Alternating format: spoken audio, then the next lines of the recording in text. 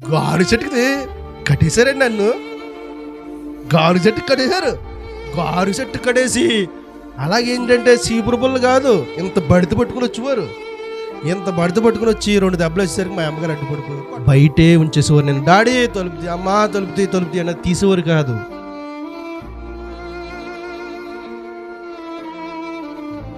తల్లిదండ్రులు ఒక మాట అంటారు, బిడ్డల్ని మనం పడాలి, తీసుకోవాలి. మీకు ఒక విషయం తెలుసా? చిన్నప్పుడు మాకు టీవీ ఉండేది కాదు. గోనెల్లో గంట భాగ్యవతి గారని సంఘ పెద్ద ఆవిడ ఇంటి దగ్గర ఉండే టీవీ.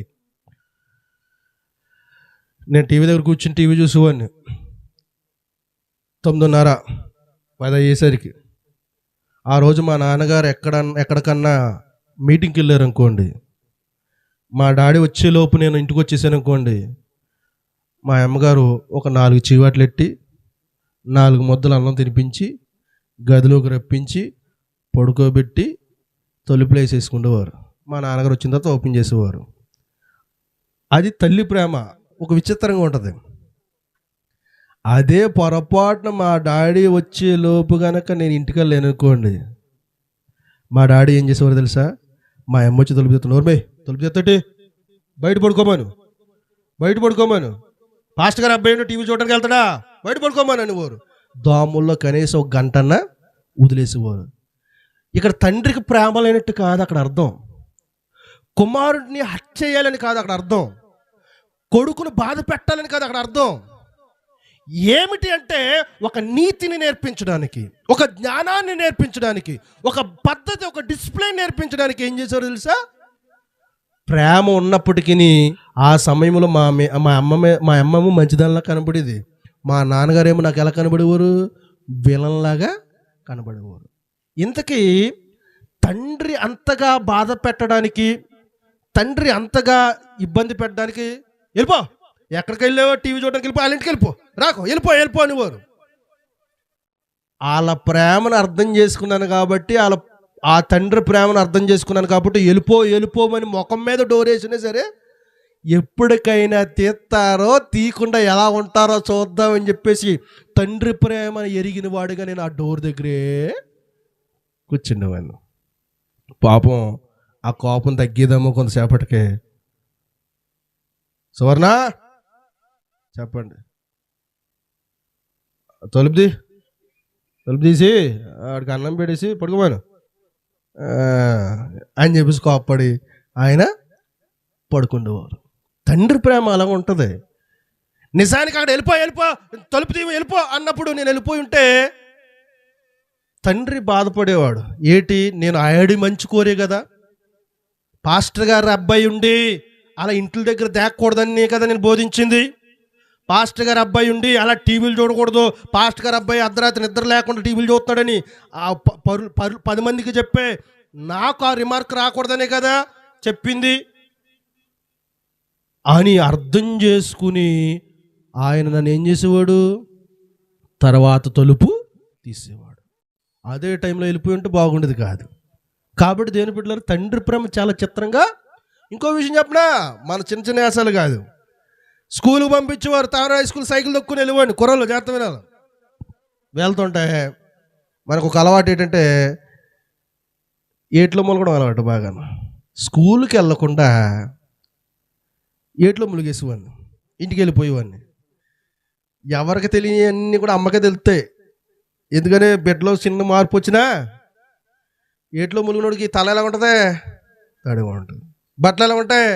యూనిఫామ్లోనే వెళ్తాం కదా, కూడా టవల్లోనే ఎక్స్ట్రా డ్రెస్ అట్టుకెళ్ళాం కదా. చెప్తాను మీ డాడీతో అనేది, అమ్మమ్మ చెప్పకంటే చెప్తానని చెప్పేది. ఆ దురదలు వచ్చేస్తాయి, గజ్జి వచ్చేస్తుంది, ఆ నీళ్ళు మంచి కాదని చెప్పేసి మొత్తం మీద తిట్టేసేవారు.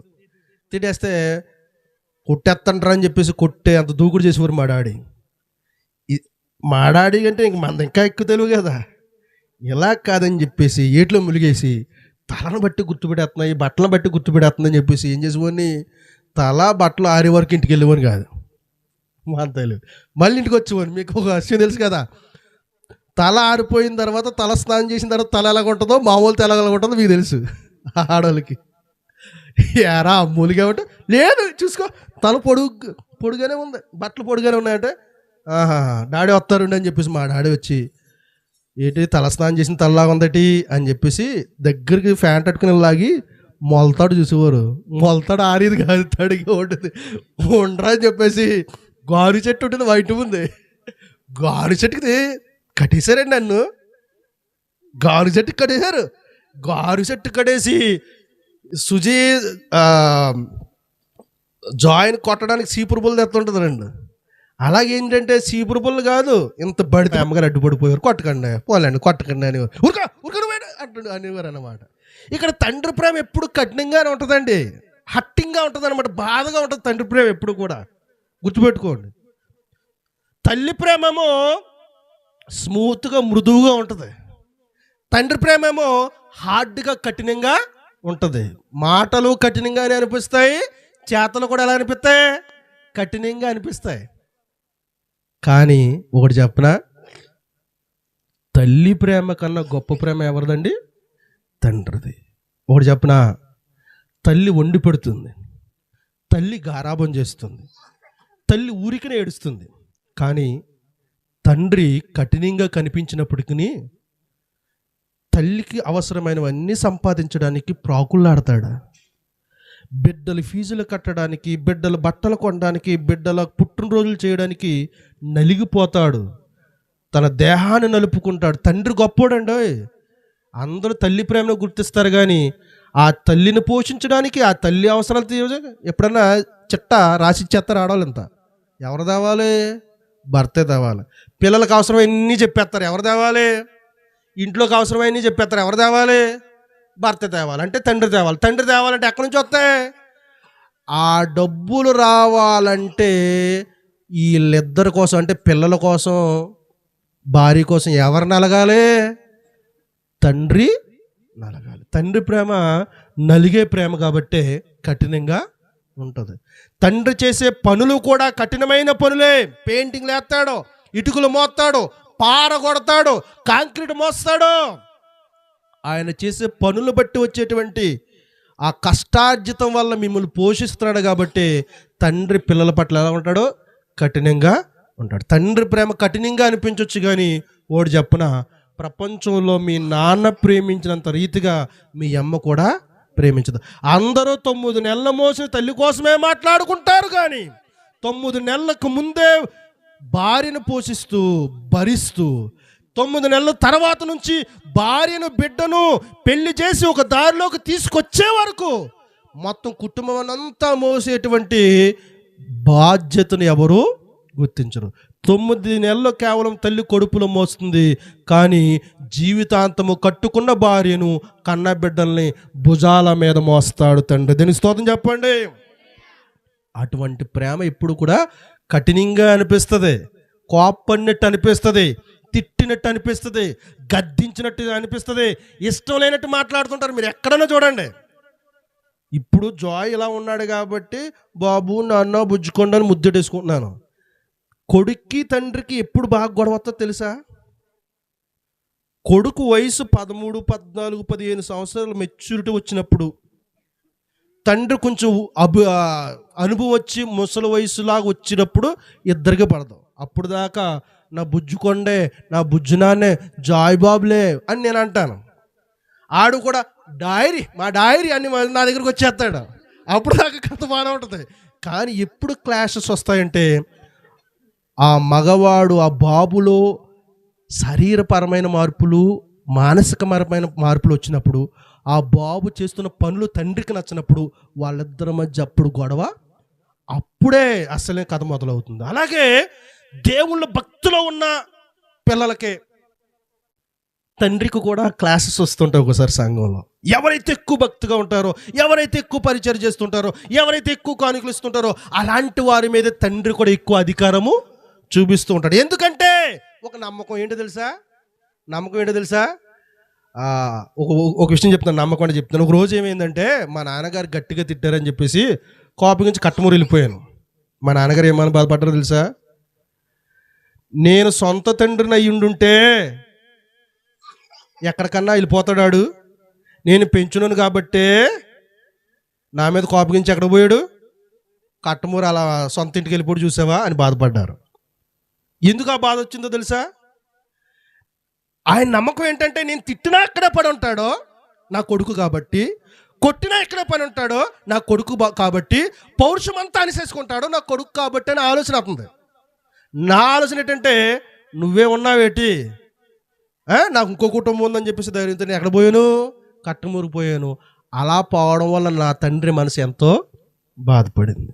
గమనించండి దేని బిడ్డలారా, మన తండ్రి మనల్ని మద్దలిచ్చినప్పుడు మనం ఆ తండ్రి యొక్క మాటకు లోబడవలసిన వారిగా ఉన్నాము. ఇంకో విషయం ఉంది, కేవలం పిల్లల కోసమే కాదు, తల్లిదండ్రుల కోసం కూడా బైబిల్లో రాయబడి ఉంది. చూడండి 4వ వచనం, ముగించేస్తాను. 4వ వచనం, తండ్రులారా మీ పిల్లలకు కోపము రేపక ప్రభు యొక్క శిక్షలోను బోధలోను. ఇది తల్లిదండ్రులకు వార్నింగ్ ఏంటంటే మీ పిల్లలకు కోపము రేపకూడదు. మన పిల్లలకు కోపం వచ్చేలా చేస్తుంటాం. మన పనులన్నీ కూడా ఏం చేస్తుంటాం, కోపం వచ్చేలా చేస్తూ ఉంటాం. మన పిల్లలకు కోపం రానికూడదండి. వాళ్ళ కోపం ఎప్పుడు వస్తుందో తెలుసా? చెప్పే విధంలో చెప్పకపోతే వస్తుంది. కోపం ఎప్పుడు వస్తుందమ్మా? చెప్పే విధంలో. కొంతమంది చెబుతుంటామండి తల్లి మహాతల్లులు, ఒరే అక్కడికి వెళ్ళొద్దు అన్నారనుకో, వెళ్ళడనుకో వచ్చి పిలిచి ఎరా అక్కడికి వెళ్ళొద్దు అన్నాను కదా, వెళ్ళకూడదు కదా అనాలి కదా. అలా ఎవడో తెలుసా, అక్కడ ఎరగబోలిపోతావే, అక్కడ తగలడిపోతావే. ఏంటది? తల్లి నుంచి రావాల్సిన మాట అండి అది. కోపం రేపక అంటే చెప్పే విధానం సరిగా చెప్పాలని అర్థం. మన మాటలు అలాగ ఉంటుంటాయి. అక్కడ ఎరగబడిపోవడం ఏంటండి, అదేం మాట అండి. అక్కడ చచ్చిపోతావే, అక్కడ ఊడిపోతావే, ఇలాంటి మాటలు తల్లి నుంచి వస్తున్న శాపనార్థమైన మాటలు. పిల్లలకి అప్పుడు కోపం వస్తుందండి. మన పిల్లలకి హట్టింగ్ అయ్యే విధంగా కాకుండా కొంచెం అర్థం అయ్యే విధంగా మనం చెప్పుకోవాలి. ఇందాక చెప్పాను కదా ఆ డాక్టర్ గారు అంటున్నారు, ఆ బిడ్డకు కోపం తగిలిందని చెప్పేసి గోడను కొడితే ఆడు కోపం మానేసుకుంటున్నాడని మనం కొట్టామనుకో, అది వాడు దృష్టిలో ఏమైపోద్దంట సైకలాజికల్గాను. నన్ను ఒకటి హర్ట్ చేసింది, తిరిగి దాన్ని హర్ట్ చేయాలి అనేటువంటి ఒక టెర్రరిజంకి సంబంధించిన బ్రెయిన్ వాళ్ళకి వచ్చేస్తుంది. అలా కాకుండా పిల్లల్ని తీసుకుని అంట ఏం చేయాలంట, బాబు ఆడకరా నేను ఉన్నాను కదమ్మా, తగ్గిపోదులే ఆడక అనాలంట. మనం అలా అన్నాం ఏమంటా, నేను ఇదేనా నేను కొట్టేసింది, మా జాయిన్కి ఏమైనా దెబ్బ తగిలింది అనుకో, కొట్టేసావు అంటే ఆడు ఆగిపోతాడు. అంటే ఆడి బ్రెయిన్లో ఏం చేస్తాడంటే, నన్ను ఎవడైనా కొట్టాడంటే నేను అన్ని కొట్టేస్తే నా కక్ష తీరిపోద్ది అనుకుంటాడు అన్నమాట. కాబట్టి మనం పిల్లలకి గైడ్ చేసేటప్పుడు దేవుని పిల్లారా కోపం రేపకూడదు. వాళ్ళ కోపం రేపకూడదు, ప్రేమతో తీసుకోవాలటండి. ఒకవేళ ఏదైనా తప్పిదం చేశారనుకోండి, వాళ్ళు మనం చేర్చుకోవాలి. నిజంగా తల్లిదండ్రుల ప్రేమ అలాంటిదే. కోపం రాదు. ఉదాహరణ చెప్తాను చూడండి, చాలా మార్లు ఒకసారి చెప్పాను. అమ్మ నాన్న ఉన్నారనుకోండి, చెయ్యొద్దురా, వద్దమ్మాయి అంది. ఆ అమ్మాయి తల్లిదండ్రుల మాట అనకుండా వెళ్ళిపోయింది ఎవరితోటో. చూడండి తల్లిదండ్రుల ప్రేమ అంటే ఇటు చెప్తున్నాను. వెళ్ళిపోతాడు, తీసుకెళ్ళినోడు కుదురున్నాడా, 2-3 నెలలు బాగా చక్కగా పూల్లో పెట్టి చూసుకున్నాడు. తర్వాత నిప్పుల్లో తయారై నిప్పుల్లో పెట్టి కాల్ చేస్తున్నాడు. చేసి మొత్తం దోచుకుని పోయాడు ఎక్కడికో వదిలేసి, పోషించలేక, ఉద్యోగం లేక, రెంటలు కట్టలేక, సంథింగ్ వల్ల. ఇప్పుడు ఆ పిల్లకి ఏం చేయాలి తెలియక ఆలోచించుకుని మా అమ్మ మా నాన్న సేరదీస్తారని నమ్మకంతో ఇంటికి వచ్చింది అనుకోండి, తల్లిదండ్రులు గొప్పతనం ఏంటో తెలుసా? ఆ ఆడబిడ్డ తిరిగి వచ్చినందుకు ఏం చేస్తారు, తిరిగి చేర్చుకుంటారు. అలాంటి ప్రేమ ఉండాలి. మనం ఆ టైంలో వచ్చో పోయో కదా పో అనకూడదు. ఆ టైంలో ఏం చేయాలి, మేము ఉన్నాం కదమ్మా, నేను ముందే చెప్పాం కదా, ఆడు అలాంటోడని మాకు తెలుసమ్మా, నిన్ను వదిలేస్తాడని, నిన్ను ముంచేస్తాడని, నిన్ను చంపేస్తాడని మాకు తెలుసు, అందుకని మేము భయపడ్డాం. సర్లే ఎందుకైనా సరే తిరిగి వచ్చావు కదా అని మనం ఏం చేయాలి ఆ బిడ్డని. కాబట్టి తల్లిదండ్రులు పిల్లలకి డిసిప్లిన్ నేర్పించినప్పుడు ఊరికి తిట్టేయకూడదు. మీకు ఒక విషయం తెలుసా, నేను ఏ స్కూల్లో వర్క్ చేసినా సరే పిల్లలందరూ నాకు ఫ్యాన్స్గా ఉంటుంటారు. ఈవెన్ నేను ఇప్పుడు ప్రజెంట్ చేస్తున్న స్కూల్లో ఒకే ఒక డెమో క్లాస్ చెప్పాను జూనియర్ 10th పిల్లలకి, అంటే 9th క్లాస్ నుంచి 10th వస్తున్న పిల్లలకి. ఆ పిల్లలు నేను వస్తుంటే, సార్ మీరు రావచ్చు కదా, ఎందుకు రావట్లేదు సార్, రావచ్చు కదా, మేము మా సార్ని అడిగాం, ప్రిన్సిపల్ సార్ని అడిగాం, కానీ ఆయన ఏం మాట్లాడతారు, సార్ ప్లీజ్ సార్ మీరు రండి అంటున్నారు. ఎందుకు బతుకు మాలుకోవాలి అలాగా? ఆల్రెడీ వేరే టీచర్ ఉన్నారుగా. వాళ్ళని ఆకర్షించాలి, వారికి చెప్పే విధంగా వాళ్ళ సైకాలజీ తెలుసుకుని వాళ్ళని ఆకట్టుకోవాలి, అలా రిసీవ్ చేసుకోవాలి. తల్లిదండ్రులు అలా కాదు, సీదరా బాదరా కసురుకుంటూ పట్టించుకోకుండా, లేదంటే చాలా చండాలంగా ఉంటారు కొంతమంది. They don't know how to behave with children. పిల్లలతో ఎలా మెసలాలో వాళ్ళకి తెలియదు. కాబట్టి దేవుని పిల్లారా, మనము మన పిల్లలకు నచ్చ చెప్పుకునే ఒక విధానం ఉంది. మనం నచ్చ చెప్పుకోవాలి. ఉదాహరణ చెప్తున్నాను కదా, యేసుప్రభు పిల్లలు ఎవరో 12 మంది శిష్యులు. యోధ తప్పు చేయలేదా? యోధ తప్పు చేసినా సరే యోధాను దేవుడు చేర్చుకున్నాడు, ప్రేమించాడు. నువ్వు నన్ను అప్పగించేసావు, నువ్వు నన్ను మోసం చేసావు, నువ్వు నన్ను వెన్నుపోటు పొట్టు చేసావు అని అనలేదు. తాను చేసిన తప్పును తెలుసుకుని తానే పశ్చాత్తాపడి తనే నాశనం చేసుకున్నాడు. ఆడు పోతాడు కర్మ. పేతురు తప్పు చేయలేదా? యేసుప్రభు ఎవరో నాకు తెలీదు అని చెప్పేసి అన్నాడు. దుర్మార్గుడు నేనంటే నీకు తెలియదు అంటావా అని పేతుర్ని అనలేదు, చేర్చుకున్నాడు.